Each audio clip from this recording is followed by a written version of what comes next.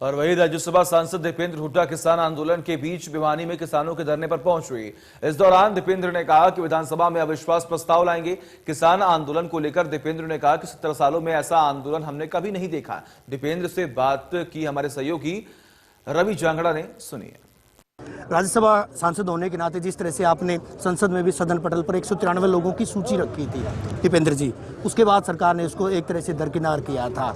आरोप लगातार लगाए जा रहे हैं कि सरकार बेखबर है किसानों की मांगों को लेकर। किस तरह से दबाव बनाया जाएगा? हालांकि लगातार धरने प्रदर्शन जारी हैं, लगातार रेलें रोकी जा रही हैं, सड़कें रोकी जा रही हैं, इसके बावजूद कोई असर नहीं होता दिख रहा। मैं मानता हूं कि दो बात तय हैं कि 70 साल के आज़ाद हिंदुस्तान के इतिहास में ऐसा बड़ा व्यापक किसान आंदोलन जिसमें इतने बड़ी तादाद में लोगों ने हिस्सा लिया हो, 225 के लगभग किसानों ने अपनी जान कुर्बान की हो और फिर भी शांति और संयम के रास्ते पे अडिग रहे हों, इतना बड़ा व्यापक किसान आंदोलन देश के इतिहास में नहीं हुआ, आज़ाद भारत के इतिहास में।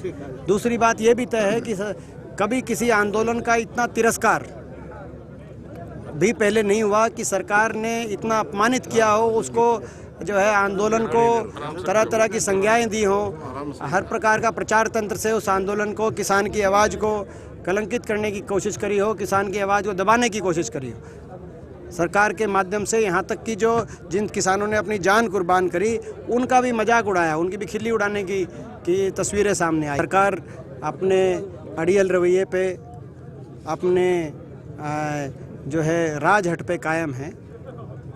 सरकार को राजहट छोड़ना चाहिए, सरकार को ही इसमें बातचीत के लिए किसान को दोबारा बुलाना चाहिए, तभी हल निकल सकता है और कोई दूसरा विकल्प नहीं है। पूर्व मुख्यमंत्री भूपेंद्र सिंह हुड्डा ने मीटिंग बुलाई थी कांग्रेस विधायक दल की। उस मीटिंग में साफ तौर पर कहा था कि अविश्वास प्रस्ताव, आपने भी उसका जिक्र किया कि अविश्वास प्रस्ताव लाया जाएगा। किस कदर? क्योंकि दूसरे जो नेता वो तो ये कह रहे हैं कि अविश्वास प्रस्ताव का कोई आधार ही नहीं है। एक विधायक इस्तीफा दे चुके हैं, इसके अलावा दूसरे लोग जो कौन अविश्वास प्रस्ताव में शिरकत करें? देखिए, इसमें अविश्वास प्रस्ताव की जहाँ तक बात है, आज ये सरकार जनता का विश्वास खो चुकी है।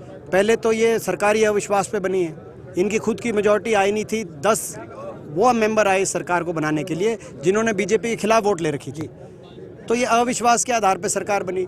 आज मगर किसान का जब की बात आई तो सबसे बड़ी किसान विरोधी और किसान को उत्पीड़ित करने की वाली सरकार ये साबित हुई और इसीलिए हम अविश्वास प्रस्ताव लेके आइए। मैं मानता हूँ जो आपने बात कही कि भाई एक विधायक ने इस्तीफा दे दिया और एक विधायक की मेंबरशिप कैंसिल हो गई। 2 विधायकों के कम होने से, जो कि 2 विधायक विपक्ष में होते, इन 2 विधायकों की वोट कम होने से कहीं ना कहीं हमारे अविश्वास प्रस्ताव लाने के जो हमने लेके आए थे उसमें कुछ हमें नुकसान जरूर हुआ है। और विधानसभा में सबके चेहरे बेनकाब होने का काम ये अविश्वास प्रस्ताव करेगा। कौन विधायक बाहर किसान के पक्ष में भाषा बोलता है और अंदर जाके सरकार कुर्सी के और सत्ता के पक्ष में वोट डालता है, वो सारी बात अविश्वास प्रस्ताव में सामने आएगी। एमपी साहब, आखिरी सवाल। बलराज कुंडू के प्रतिष्ठानों पर जिस तरह से छापेमारी की गई आईटी की टीम के द्वारा, राजनीतिक प्रतिशोध की बात कहेंगे या आंदोलन को दबाने? सरकार अविश्वास प्रस्ताव के संदर्भ में अगर यदि कोई भी कार्रवाई किसी पे करी जाती है तो दुर्भाग्यपूर्ण है। शुक्रिया एमपी साहब हमसे बात करने के लिए। दीपेंद्र सिंह हुड्डा जिनका साफ तौर पर कहना है कि एक तरह से जब 3 महीने से लगातार जब किसान धरने पर बैठे हैं तो किसानों की नैतिक जीत हो चुकी है और सरकार की नैतिक हार हो चुकी है। अविश्वास प्रस्ताव हर हाल में लाया जाएगा, ऐसा उनका दावा है। और ये भी कहा है कि सरकार को अब किसानों की बात मान लेनी चाहिए क्योंकि किसान झुकने वाले नहीं है। कांग्रेस हर लिहाज से किसानों के साथ है। कितलाना टोल प्लाजा से कैमरा पर्सन सुमित अवस्थी के साथ रवि जांगड़ा, इंडिया न्यूज़।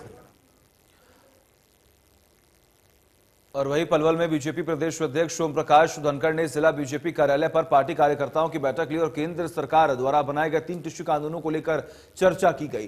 प्रदेश अध्यक्ष ओम प्रकाश धनखड़ ने कहा कि कृषि कानूनों को लेकर विपक्ष किसानों को गुमराह कर रहा है।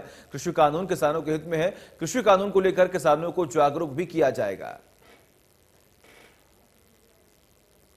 देखिए, पहली बात तो यह है कि कानून देश में बहुत बनते हैं। पिछले कुछ समय से ही ये रिवायत शुरू हुई है कि कानून के बारे में भ्रम फैलाओ।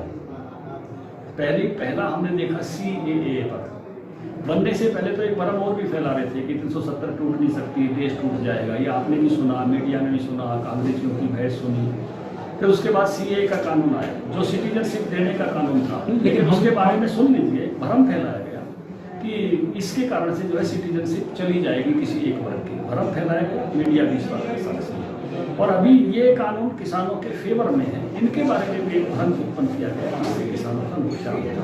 भारतीय जनता पार्टी इस काम में लगा हुआ है। इस बात का अंदेशा हमको भी नहीं था कि इतना बड़ा भ्रम फैलाया जाएगा।